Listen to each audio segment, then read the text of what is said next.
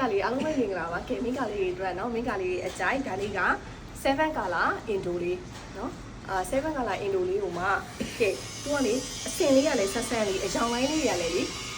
တောက်ကလေးတွေကိုမှတော့ contrast လေးဖြစ်အောင်လို့ရောင်ပြေးလေးဆက်ထားပြီးတာ 3D ရောင်လေးလိုမျိုးဆိုမိကလေးလုံးဝအကြိုက်တွေ့မှကျင်းနေတယ်ကဲဒါလေးကတော့မင်းတို့လက်စကလေးဆိုတော့လက်ရှည်တော့မဟုတ်ဘူးပေါ့နော်လက်စကားကြော်လေးတိုင်းလေးလုပ်လို့ရအောင်လို့ထားပေးတယ်လက်ကလေးကိုလည်းကြည့်မင်းတို့ဒီမှာနော်တောက်တောက်ရှိအောင်လို့ဒီနားမှာနည်းနည်းလေး white တဲ့အဖောင်းပုံမျိုးလေးသွားထားပေးတယ်ဒီအောက်မှာတော့နော်လက်ပြားလေးနဲ့မင်းကလေးတွေကိုလုံးဝ ready made style ဖြစ်အောင်လို့ထားပေးတယ်ဒါလေးကတော့တင်ပုံးလေးမင်းကလေးနေတဲ့အတိုင်းပဲအဝဲကလေးကဲရင်းကြီးလေးမှာနော်မင်းကလေးဆိုလုံးဝကိုအရင်မိမိုက်စီမဲ့ပတ်တန်လေးတစ်ခုလည်းထပ်ထားပေးသေးတယ်နော်ဒီနားလေးကနေပြီးတော့မင်းတို့ရ